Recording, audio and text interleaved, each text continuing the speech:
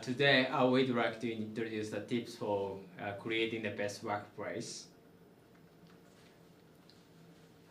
Do you think it is easy to create a good workplace for you? So can you guess the top 5 stress sources on the personal activity and the relationship in the US? Is it family matter, health stuff, friendship, lovership, commuting? Actually, the top 5 stress sources are all related to the working. Financial situation, work change, work schedule, work relationship, influence of your work. So it means all people suffering about their workplace. So if you can provide a good workplace for them, so you can make a great achievement. So here's 6 tips to create a good workplace. First, let people themselves. And the second, unleash the flow of the information. The third, magnify the people's strengths. And the fourth, stand for more than share for the value. The fifth, show how the daily work makes sense. And the sixth, have a little people can believe in. So let's see each topic. First, we want to make sure we let people be themselves. Well, how do we do that exactly? So, companies such as LVMH have found that organic solidarity is probably one of the most successful approaches. This approach exploits non-traditional diversity such as different perspectives, habits of mind, and core assumptions. The organic solidarity method not only taps into the full range of an employee's knowledge and talent, but it also forms cultures that make employees feel safe to be themselves. We also want to avoid conventional appraisal systems.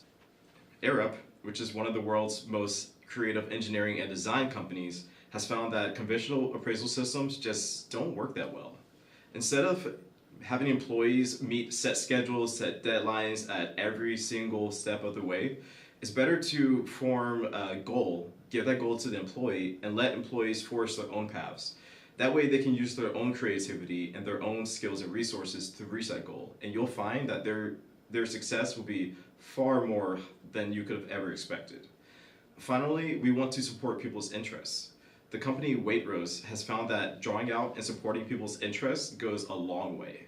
This could be anywhere from paying for half of an employee's piano lessons or creating a thriving club culture in your company, things such as a racquetball club, a basketball club, or a soccer club, things that can let employees pursue their interests and things that they take pride in doing.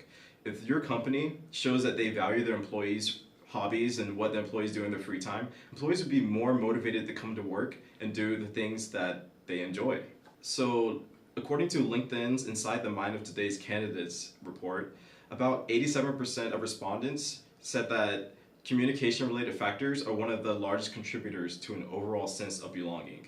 Those other percentages, well, those are all related to feeling as if they can be themselves. Employees prefer to work for companies that let them know what's really going on, and this helps them do the best job that they can do.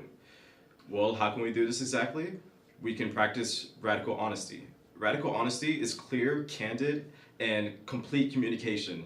We don't withhold information on a need-to-know basis or put a positive spin because we're afraid to stress employees out. Instead, we tell them like it is.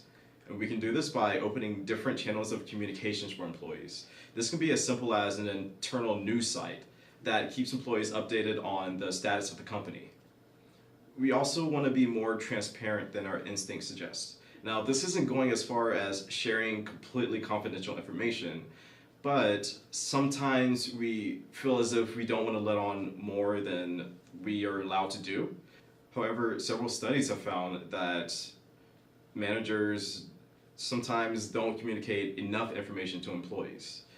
We could do this by making sure that we communicate to our employees as much as possible. If we do this, again, employees can do their jobs as great as they can do. So the next thing is managing people's strength. The very secret for any successful organization is that they value their employers' development as much as they value the company's development. Still we can see the managers don't really give much importance to the people's development. They are a little held back because they get more appreciation when they think about saving the resources and not about the long term benefits for the employees.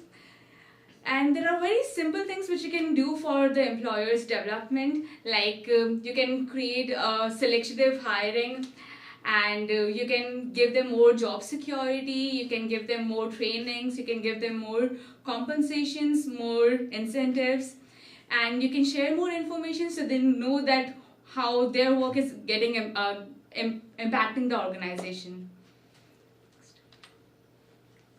One of the biggest example for this is McDonald's.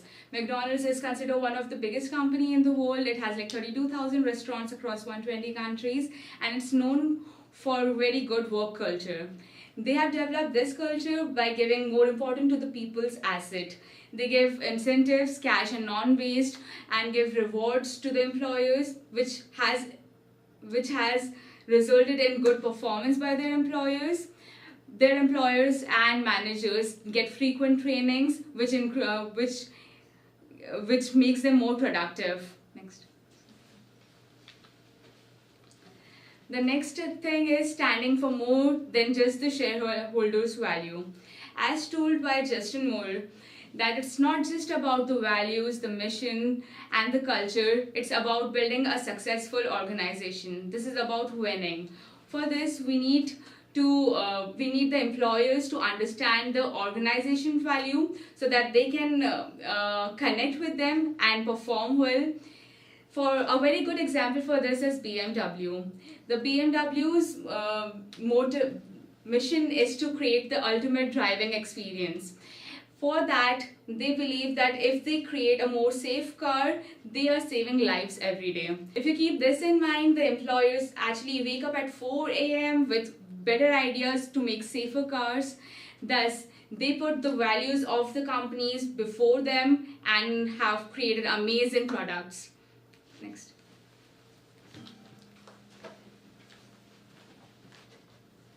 So the next step is to show employees that their daily work makes sense. And how do we do this? Well, the employees have to be able to derive value from their work each and every day. And this is a way to do this is by empowering employees and giving them a chance of like where they want to work within the company or when they want to work, like giving their own times and their own deadlines. And this can be done by having very trustable employees and the capability of having a non-traditional organizational structure. An example of this is Peter Jones, which is a department store owned by the John Lewis Company. And they have over 2,000 jobs in different areas of the department store, organized in 10 categories, where the workers can actually choose which category they want to work in, and this gives the employees an aspiration or a cause where they can believe in and find value in their work. And the next step is to have rules people can believe in. This is pretty cut and dry, that every organization needs rules to exist, and if they don't have rules, even the best organizations will fail. But you can't have excessive restrictions on employees when possible. This will limit their freedom within the company. And how do we do this? You have to make processes as simple as possible and cut and dry, and rules need to not be able to be interpreted in multiple ways. And an example of this is an up-and-coming mosquito company called Vestergaard Franson. This company makes their hiring and firing processes and all kinds of processes within the company very simple and only need one order of approval. Fortunately, if you're a bad employee, this can make being fired very easy. And targets and deadlines are also very clear and specific, so the employees know exactly what they need to do within a workday, and it gives the employee a sense of empowerment. So if you implement these 6 steps, your workplace will be the best it can be, and for all of your employees within the company.